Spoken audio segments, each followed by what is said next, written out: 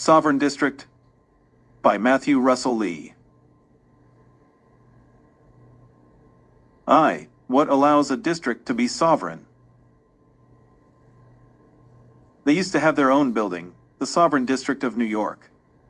Built in the same style as the notorious jail next to it, where Jeffrey Epstein died, it still stands but empty in front of NYPD's One Police Plaza.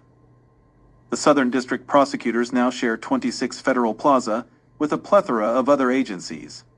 The building hired an outside security firm. One of their guards coerced a Burmese asylum seeker into sex in a second-floor storage room. The Sovereign District let him plead out to false statements. It was unclear if the victim of the crime that went away was even notified, much less consented. Similarly, when SDNY prosecuted Patrick Ho of the China Energy Fund Committee for paying bribes inside the United Nations, they never charged any of the UN bribe takers, perhaps fearing a loss on the issue of diplomatic immunity. But what kind of sovereignty is that? In 2025, former SDNY prosecutor Emile Beauvais, who signed a nolle prosequi after the office's discovery abuses on a violator of Iran's sanctions, and whose subsequent representation in an anti-CCP case his former colleagues had tried to end, was now the number 3 at Main Justice. Beauvais returned to test the sovereignty of the district. To some, it was like the horror movie Carrie. A carefully groomed new U.S. attorney, if only acting, took a photo in a courtroom with flag and then fell on her sword. Another, Hagen Scotton, once accused by defense counsel for Rudy Giuliani ally Lev Parnas of making threats about sidearms and one bullet in the hallway of 40 Foley Square, took aim more directly at the sovereign renegade, Beauvais.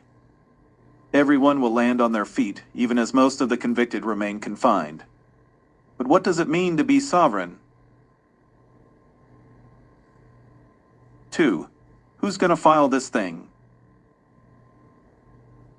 The predictions that the case against Adams would be dropped were growing louder and louder. Hearings were pushed back, and acting U.S. Attorney Sassoon, who had replaced Damian Williams, went down to D.C. with OSSA's David Wickstrom and Hagen Scotton, as did Adams' lawyer Alex Spiro. Spiro was simultaneously representing JZ/K/ Sean Carter in SDNY, after Houston-based plaintiff's lawyer Busby brought Jay into one of his civil suits against Sean Combs. Spiro was going blowtorch in both cases, but seemingly getting further for Eric Adams, given the different terrain. Finally, it happened.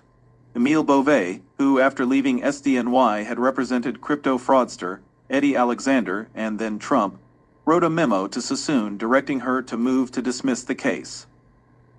But Sassoon did nothing, at least nothing that could be seen in the courthouse. She wrote a letter to newly confirmed Attorney General Pam Bondi, seemingly for public consumption. Then she resigned. Kurt Wheelock was in the SDNY Magistrates Court. He asked 2 of the OSSAs who were there on other cases, they will remain nameless even here, about Sassoon resigning. "We can't comment on that," one of the 2 OSSAs told Kurt. Another, coming out of the U.S. Attorney's satellite office by the arraignment's part, told Kurt, "It's true." And it was. That night, Kurt went across Foley Square and up Duane Street, and stood in front of the side entrance of 26 Federal Plaza. No one went in or out. Anyway, the motion to dismiss, when it came, would be by ECF, filed electronically, and not delivered by hand.